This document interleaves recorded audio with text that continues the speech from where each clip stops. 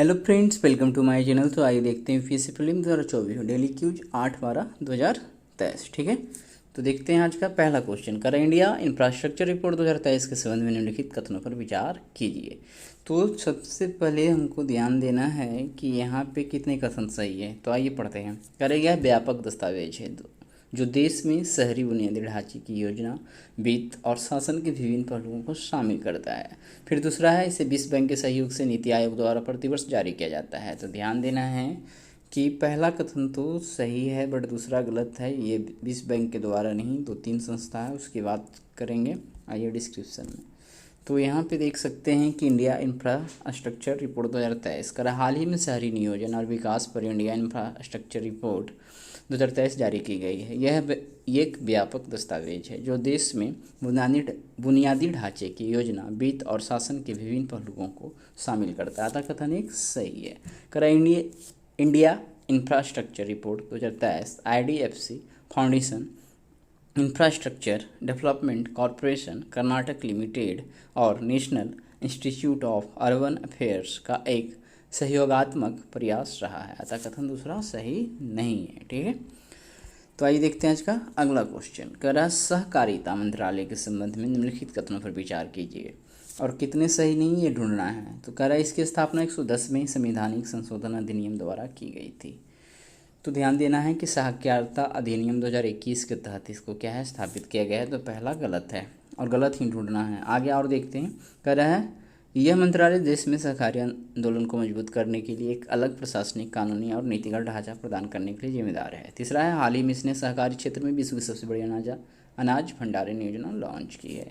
तो दूसरा सही है, तीसरा सही है, गलत सिर्फ एक ही है। ऑप्शन ए करेक्ट हो जाएगा। ठीक है, तो आइए देखते हैं इसका डिस्क्रिप्शन। कर सहकारिता मंत्रालय मंत्रिमंडलीय सचिवालय की राजपत्र अधिसूचना 6 जुलाई 2021 के माध्यम से पूर्ववर्ती कृषि, सहकारिता और किसान कल्याण मंत्रालय के व्यवसाय में सहयोग तथा सहकारिता से संबंधित मौजूदा प्रविष्टियों को हस्तांतरित करके सहकारिता मंत्रालय की स्थापना की गई है। ठीक है, तो ये 2021 में किया गया है।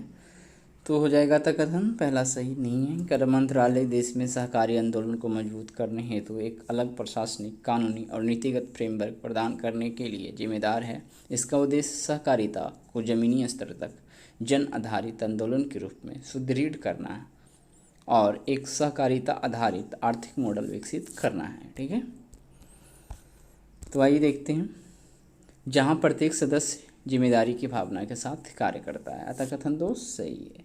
कर मंत्रालय की प्रमुख गतिविधियों में सहकारी समितियों के लिए ईज ऑफ डूइंग बिजनेस हेतु प्रक्रियाओं को सुव्यवस्थित करना और बहु राज्य सरकारी समितियों का विकास सुनिश्चित करना शामिल है।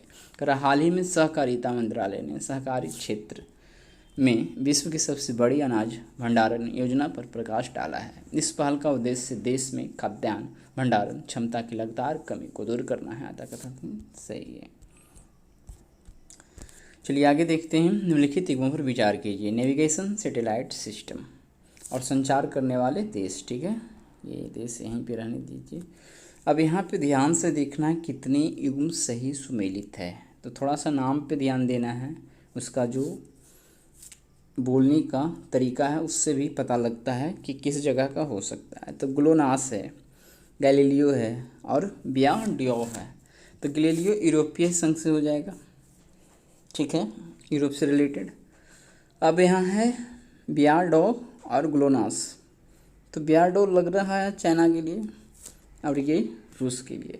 तो कोई सही नहीं है। कितने सुमेलित है? तो इनमें से कोई नहीं, ऑप्शन डी। ठीक है, तो आइए देखते हैं डिस्क्रिप्शन।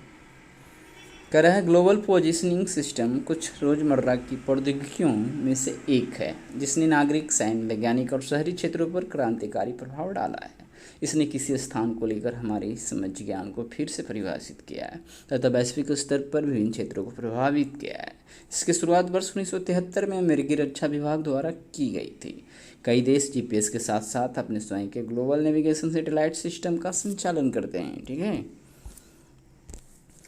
तो आगे है कि GLONASS एक रूसी सैटेलाइट नेविगेशन सिस्टम है। अतः युग्म एक सही सुमेलित नहीं है। ठीक है, तो पहला नहीं सही है। ग्रह गैलीलियो यूरोपीय संघ द्वारा निर्मित एक वैश्विक नेविगेशन उपग्रह प्रणाली है, ऐसा कथन दूसरा सही है। करे BIDOU नेविगेशन सैटेलाइट सिस्टम एक उपग्रह आधारित रेडियो नेविगेशन प्रणाली है जिसका स्वामित्व और संचालन का कार्यभार चीन के राष्ट्रीय अंतरिक्ष प्रशासन के पास रहता है। युग्म सुमेलित नहीं है। ठीक है,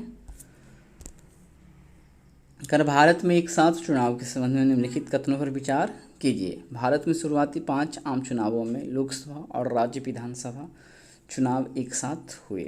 तो ध्यान देना है कि भारत में शुरुआती 4, ठीक है, आम चुनावों में लोकसभा और राज्य विधानसभा का चुनाव एक साथ हुआ था। इस कारण से पहला गलत है। कितने सही ये ढूंढना है। कर वर्तमान में लोकसभा चुनाव आंध्र प्रदेश और बिहार में विधानसभा चुनावों के साथ संरेखित है। अब ध्यान देना है कि लोकसभा चुनाव और बिहार और आंध्र प्रदेश का विधानसभा चुनाव है, क्या एक साथ होता है? नहीं, क्योंकि 2024 में लोकसभा होगा और 25 में बिहार का होने वाला है। अब पता नहीं आंध्र प्रदेश कब होता है, उससे कोई मतलब नहीं है। ठीक है, तो इस कारण से तो ऐसे ही छट रहा है ना, तो हो जाएगा पहला, दूसरा गलत। अब तीसरा देखते हैं। अंततः एक साथ चुनाव सरकार का खर्च बढ़ाएगा नहीं। यदि एक साथ चुनाव होता है तो सरकार का खर्च बढ़ेगा नहीं, तो तीसरा भी गलत है। तो इस प्रकार से हमने देख लिया कि यहाँ पे सभी तीनों गलत है, बट ढूंढना है कितने सही। ठीक है ना, तो हम क्या करेंगे, आंसर ऑप्शन डी होगा। ठीक है ना, ऑप्शन डी हो जाएगा। तो आइए देखते हैं आगे। करा एक साथ चुनाव पूरे देश में एक ही समय में लोकसभा, संसद का निचला सदन, राज्य विधानसभाओं और नगर पालिकाओं एवं पंचायतों जैसे स्थानीय निकायों के चुनाव कराने के विचार को संदर्भित करता है। कर भारत में शुरुआती 4 आम चुनावों में लोकसभा और राज्य विधानसभा चुनाव एक साथ हुए, यह कथन एक सही नहीं है। वर्तमान में लोकसभा चुनाव आंध्र प्रदेश, ओडिशा, अरुणाचल प्रदेश और सिक्किम में विधानसभा चुनावों के साथ संरेखित है, यह कथन 2 सही नहीं है। ठीक है, विभिन्न स्तरों पर चुनाव कराने के लिए महत्वपूर्ण वित्तीय संसाधनों की आवश्यकता होती है। चुनावों को एक साथ कराने से ये खर्च समेकित हो जाएंगे, जिससे सरकार की लागत में काफ़ी बचत होगी। तो कदम तीसरा भी सही नहीं है। ठीक है, तो आइए देखते हैं अगला क्वेश्चन। कर राष्ट्रीय हरित न्यायाधिकरण के संबंध में निम्नलिखित कथनों पर विचार कीजिए। ठीक है, नेशनल ग्रीन ट्रिब्यूनल तो है NGT की स्थापना पर्यावरण संरक्षण अधिनियम 1986 के तहत किया गया था। नहीं, NGT अधिनियम 2010। ठीक है, NGT का स्थापना NGT अधिनियम 2010 के तहत किया गया था, इसलिए पहला गलत है। कितने सही नहीं, ये ढूंढना है। कर NGT के अध्यक्ष की नियुक्ति भारत के राष्ट्रपति द्वारा किया जाता है? नहीं, भारत सरकार करती है मुख्य न्यायाधीश के सलाह पे। तो दूसरा भी गलत है। कर यह सिविल प्रक्रिया संहिता 1908 में निर्धारित नियमों के तहत संचालित होता है। तो ध्यान देना है, ये प्राकृतिक नियम के अनुसार 1908 तो है वहाँ पे, उसके तहत ये संचालित होता है। तो तीसरा भी गलत है। तो कितने सही नहीं हैं, तो सभी 3 सही नहीं हैं, ऑप्शन सी होना चाहिए। ठीक है, तो आइए देखते हैं। कह रहा है NGT की स्थापना अक्टूबर 2010 में नेशनल ग्रीन ट्रिब्यूनल एक्ट 2010 के तहत की गई थी, अतः कथन एक सही नहीं है। इसके अध्यक्ष की नियुक्ति भारत के मुख्य न्यायाधीश के परामर्श से केंद्र सरकार द्वारा की जाती है, अतः कथन दूसरा भी सही नहीं है। कह रहा है यह प्राकृतिक न्याय के सिद्धांतों द्वारा निर्देशित नागरिक प्रक्रिया संहिता। ठीक है, ये प्राकृतिक न्याय के सिद्धांत द्वारा निर्देशित नागरिक प्रक्रिया संहिता 1908 में निर्धारित प्रक्रियात्मक नियमों से स्वतंत्र रूप से संचालित होता है, अतः कथन तीसरा भी सही नहीं है। कर रहा है BR अम्बेडकर के संबंध में निम्नलिखित कथनों पर विचार कीजिए। उपरोक्त कथनों में से कौन सा से सही है? तो कितने सही है ये देखना है। ठीक है, तो यहाँ पे ध्यान देना है। उन्होंने वर्ष 1924 में दलित वर्गों के कल्याण के लिए एक एसोसिएशन की शुरुआत की थी, ये सही है। कर उन्होंने दलित वर्गों के मुद्दों का समाधान करने के लिए बहिष्कृत भारत नाम से अखबार भी शुरू किया था, ये भी सही है। उन्होंने तीनों गोलमेज सम्मेलन में किसी भी भाग नहीं लिया थे, तो वेल नॉन है, सभी जानते हैं कि तीनों गोलमेज सम्मेलन में भाग लेने वाले व्यक्ति कौन थे। तो इन्हीं का नाम आता है BR अम्बेडकर, यानी भीमराव अम्बेडकर। तो इस प्रकार से ऑप्शन ए 1 और 2 हो जाएगा। ठीक है, तो आइए देखते हैं आगे। करे BR अम्बेडकर, डॉक्टर भीमराव जी अम्बेडकर एक प्रमुख भारतीय न्यायविद, अर्थशास्त्री, समाज सुधारक और राजनीतिज्ञ थे। करा उनका जन्म 14 अप्रैल 1891 को मध्य प्रदेश के महू में हुआ था। उन्होंने वर्ष 1924 में दलित वर्गों के कल्याण के लिए एक एसोसिएशन की शुरुआत की, अतः कथन एक सही है। कड़ा दलित वर्गों के मुद्दों को उजागर करने के लिए उन्होंने वर्ष 1927 में बहिष्कृत भारत नाम से अखबार शुरू किया, अतः कथन दूसरा सही है। करा उन्होंने तीनों गोलमेज सम्मेलन में भाग लिया था, अतः कथन तीसरा सही नहीं है। ठीक है, तो इस प्रकार से दो सही था, तो ऑप्शन ए में है वो। चलिए आगे देखते हैं। राष्ट्रीय अपराध रिकॉर्ड ब्यूरो के संबंध में निम्नलिखित कथनों पर विचार कीजिए। करें इसकी स्थापना वर्ष 1986 में गृह मंत्रालय के तहत अपराध और अपराधियों पर जानकारी के संग्रह के रूप में कार्य करने के लिए की गई थी। करें इसे ऑनलाइन साइबर अपराध रिपोर्टिंग पोर्टल के तकनीक और परिचालन कार्यों के प्रबंधन के लिए केंद्रक अभिकरण एजेंसी के रूप में नामित किया गया है। पता नहीं इसका आंसर ऑप्शन सी है क्या, ये देखना पड़ेगा। ठीक है, ठीक है, ऑप्शन सी ही है। तो आइए, दोनों सही है।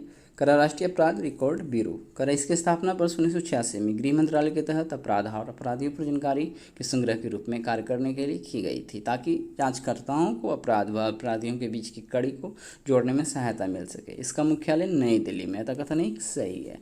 करा इसकी स्थापना राष्ट्रीय पुलिस आयोग 1977-81 और गृह मंत्रालय की टास्क फोर्स 1985 की सिफारिशों के आधार पर की गई थी। इस ब्यूरो का कार्य यौन अपराधियों का राष्ट्रीय डेटाबेस बनाए रखना और इसे नियमित आधार पर राज्यों, केंद्र शासित प्रदेशों के साथ साझा करना है। ठीक है, तो आइए देखते हैं आगे।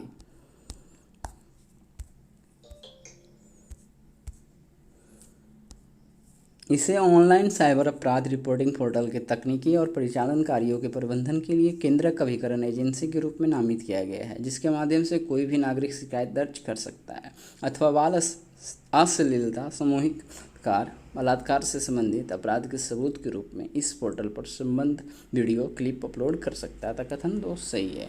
तो चलिए आगे देखते हैं अगला क्वेश्चन। कर पेट्रोलियम निर्यातक देशों के संगठन ओपेक के संबंध में निम्नलिखित कथनों पर विचार कीजिए। कर पेट्रोलियम निर्यातक का कितने सही ये ढूंढना है। कर पेट्रोलियम निर्यातक देशों का संगठन ओपेक एक अस्थायी अंतर सरकारी संगठन है, जिसका गठन वर्ष 1960 में बगदाद सम्मेलन में किया गया था। ये तो सही लग रहा है। अरे इसका मुख्यालय कुवैत नहीं, ये वियना ऑस्ट्रिया में है इसका मुख्यालय। दूसरा गलत है। ओपेक की सदस्यता के लिए कोई भी ऐसा देश जो पात्र है, जो तेल का बड़ा यातक है, जो संगठन के आदर्शों का अनुपालन करता है। तो 1 और 3 ना सही हो रहा है, ऑप्शन ए करेक्ट होना चाहिए। आइए देखते हैं। कर पेट्रोलियम निर्यातक देशों का संगठन ओपेक। पेट्रोलियम निर्यातक देशों का संगठन ओपेक एक अस्थायी अंतर सरकारी संगठन है, जिसका गठन वर्ष 1960 में बगदाद सम्मेलन में ईरान, इराक, कुवैत, सऊदी अरब तथा वेनेजुएला द्वारा किया गया था। तो कथन एक सही है। ठीक है, आगे देखते हैं। इसका उद्देश्य विश्व बाजार में तेल की कीमत निर्धारित करने हेतु तेल की आपूर्ति का प्रबंधन करना है, ताकि कीमतों में होने वाले उतार चढ़ाव से बचा जा सके, जो उत्पादक तथा क्रेता दोनों देशों की अर्थव्यवस्थाओं को प्रभावित कर सकता है। कर इसका मुख्यालय वियना ऑस्ट्रिया में स्थित है। तो कथन 2 सही नहीं है। फिर है, कोई भी देश जो तेल का बड़ा निर्यातक हो और इस संगठन के आदर्शों का अनुपालन करता हो, ओपेक की सदस्यता प्राप्त कर सकता है। तो कथन तीसरा सही है। ठीक है, तो आइए देखते हैं आज का अगला क्वेश्चन। करा वैश्विक मीथेन प्रतिक्रिया के संबंध में निम्नलिखित कथनों पर विचार कीजिए। करा मीथेन उत्सर्जन को कम करने के लिए कार्रवाई को उत्प्रेरित करने के लिए दिसंबर 2023 में COP26 में इसे लॉन्च किया गया है। इसका नेतृत्व संयुक्त राज्य अमेरिका और यूरोपीय पहला है, कितने सही है ढूंढना है। ठीक है, करा मीथेन उत्सर्जन को कम करने के लिए कार्रवाई को उत्प्रेरित करने के लिए दिसंबर तो नहीं था, पता नहीं, बट 2021 के COP26 में से लॉन्च किया गया, इसलिए पहला गलत है। करा इसका नेतृत्व संयुक्त राज्य अमेरिका और यूरोपीय संघ द्वारा किया जाता है, ये दूसरा सही है। करा प्रतिज्ञा में शामिल देश 2023 तक मीथेन उत्सर्जन को 70% तक नहीं कम करना है, 30% तक कम करने तथा सामूहिक रूप से काम करने के लिए प्रतिबद्ध है। तो ये तीसरा भी गलत है, तो ऑप्शन बी सिर्फ हो जाएगा, केवल 2। ठीक है, आइए देखते हैं डिस्क्रिप्शन। कह रहा है वैश्विक मीथेन प्रतिक्रिया मीथेन उत्सर्जन को कम करने के लिए कार्रवाई को उत्प्रेरित करने के लिए नवंबर 2021 में COP26 पार्टियों के सम्मेलन में ग्लोबल मीथेन प्रतिक्रिया शुरू की गई थी। अतः कथन एक सही नहीं है। कर इसका नेतृत्व संयुक्त राज्य अमेरिका और यूरोपीय संघ ने किया था। अतः कथन 2 सही है। इसमें 111 देश भागीदार हैं जो वैश्विक मानव जनित मीथेन उत्सर्जन के 45% के लिए जिम्मेदार है। ठीक है, ये उत्सर्जन के लिए, कटौती के लिए नहीं, ध्यान देना है। आगे कर भारत जो वैश्विक मीथेन प्रतिज्ञा का हिस्सा नहीं है, विश्व स्तर पर शीर्ष 5 मीथेन उत्सर्जकों में से एक है, ये याद रखना है। अधिकांश उत्सर्जन का पता कृषि से लगाया जा सकता है। कर प्रतिज्ञा में शामिल देश 2030 तक मीथेन उत्सर्जन को 2020 के स्तर से कम 30% तक कम करने तथा सामूहिक रूप से काम करने के लिए प्रतिबद्ध है। ठीक है, तो वहाँ पे 75% नहीं 70% था, तो ये गलत तीसरा भी है। तो आइए देखते हैं अगला क्वेश्चन। करा अक्सर खबरों में देखा जाने वाला श्रेया सिंघल मामला किससे संबंधित है? तो डायरेक्ट आंसर देखते हैं। इसने सूचना प्रौद्योगिकी के अधिनियम की धारा 66A को रद्द कर दिया है। ठीक है, तो ऑप्शन डी यहाँ पे क्या होगा, सही हो जाएगा। तो आइए देखते हैं आज का अगला क्वेश्चन। अगला question in description. Shreya Singhal मामला धारा 66 है। पुलिस को उनके व्यक्तिपरक विवेक के संदर्भ में अपमानजनक या खतरनाक अथवा व्यवधान, असुविधा आदि पैदा करने वाले को गिरफ्तार करने का अधिकार देती है। ठीक है, ये धारा में बात है। करा है इसमें कंप्यूटर या मोबाइल फ़ोन अथवा टैबलेट जैसे किसी अन्य संचार उपकरण के माध्यम से अपमानजनक या खतरनाक अथवा व्यवधान, असुविधा पैदा करने वाले संदेश भेजने के लिए सजा निर्धारित की गई है। करा तथा दोषी पाए जाने पर अधिकतम 3 वर्ष का कारावास हो सकता है। बट आगे देखते हैं। करा है 24 मार्च 2015 को जस्टिस जे चेलमेश्वर और RF नरीमन ने श्रेया सिंघल बनाम भारत संघ मामले में फैसला सुनाया कि धारा 66 को अनुच्छेद 19(1) के 1(1) का उल्लंघन होने, तो इसको पढ़ते हैं 19 क्लोज और सब क्लोज, 19 क्लोज 1 और सब क्लोज ए, ऐसे पढ़ते हैं, का उल्लंघन होने तथा अनुच्छेद क्या है 19(2) के तहत संरक्षित नहीं होने के कारण असंवैधानिक घोषित किया गया है। अनुच्छेद 19 क्लोज 1 और सब क्लोज ए लोगों को वाक और अभिव्यक्ति का अधिकार प्रदान करता है, जबकि 19 क्लोज 2 राज्य को